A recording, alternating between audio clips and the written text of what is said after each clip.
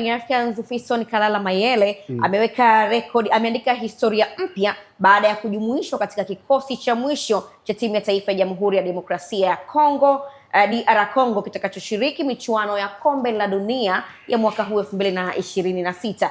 Fiston Mayele amestahili kuwa sehemu ya kikosi cha DR Congo kwa ajili ya Kombe la Dunia?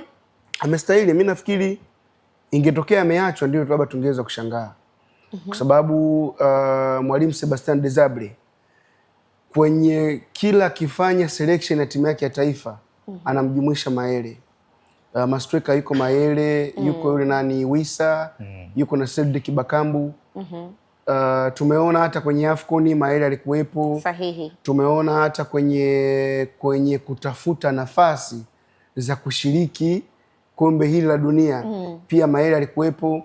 Kwa kwangu mimi kama Mayele angekosekana ndo tungeanza kuoji hivi inakuaje Mayele amekosekana, kama ambavyo leo dunia inajiuliza kwa nini ameachwa Joao Pedro na kikosi na Ancelotti alafu amechukuliwa labda kama bwa mdogo Enrique kutoka labda mchezaji wa Madrid ambaye anaweza moja klabu katika Lyon, ligi ya Ufaransa Olympic. Kwa hiyo ndo mishangao ya watu, lakini kwangu mimi Mayele kuwepo sehemu ya timu ya taifa ambao inaokwenda Marekani kwenye finali za kombe la dunia sio story kubwa. Story kubwa inabaki kwetu sisi wa Tanzania, mchezaji ambaye amewahi kupita hapa kwenye klabu ya Yanga leo tutakaa kwenye TV zetu, tutakaa kwenye TBC taifa kule na uhakika. Tukimtazama Fiston Kalala Mayele. Kwa kwangu mimi kutokuwepo ndio ingekuwa story kuliko ambavyo yupo. Hivi Juma, kati ya Yanga na Fiston Mayele nani ambaye amepata faida kubwa zaidi ya kumtumia mwenzake? Wote wamepata faida. Yanga wamemtumia Mayele, amewapeleka kwenye upande wa finali za kombe la shirikisho, si ndio? Kwa mara ya kwanza katika historia, na finali ya kwanza pia tukumbuke Mayele alifunga goli hapa. Goli ambalo lilikuja likarudi tena dakika za jioni. Wakati Yanga wamefunga, wapo kwenye kilele cha furaha. Goli likaenda likafanyaje? Likaenda likasawazishwa. Kwa hiyo walikuwa na mlima mkubwa kwenda kufanya comeback wakiwa ugenini. Nadhani Yanga walinufaika na Mayele, lakini Mayele naye pia alinufaika na Young Africans. Moja kati ya interview ambayo nilisikiliza ya Fiston Mayele wakati amekuja Young Africans baada ya kuperform mechi kama 10 za ligi, alisema kwamba wakati Hersi ameenda kule DR Congo aliambiwa, bwana, tuna mshambuliaji, kwa sababu lengo la kwanza lilikuwa ni kupata fullback namba 2 ambaye alikuwa ni Juma Shabani, lakini yule wakala ambao walikuwa wanasimamia aliwaambia, lakini nimeiona Yanga ina tatizo la mshambuliaji. Hersi akamwambia tayari tumemsajili nani? Makambo, lakini wakaambiwa kwamba mchukue na huyu.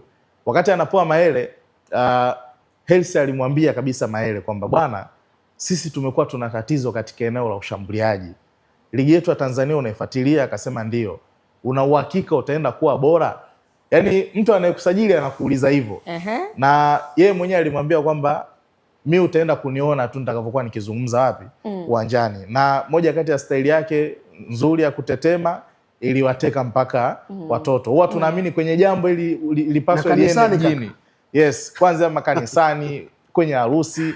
Kwa hiyo ni aina ya wachezaji ambao mimi nadhani kwa miaka yake hiyo 2-3 ambayo amecheza kwenye ligi ya Tanzania kuna legacy fulani ambayo ameitengeneza, especially katika upande wa klabu ya Young Africans. Lakini Yanga pia walinufaika baada ya biashara ya Fiston Mayele kumtoa Young Africans na kwenda wapi?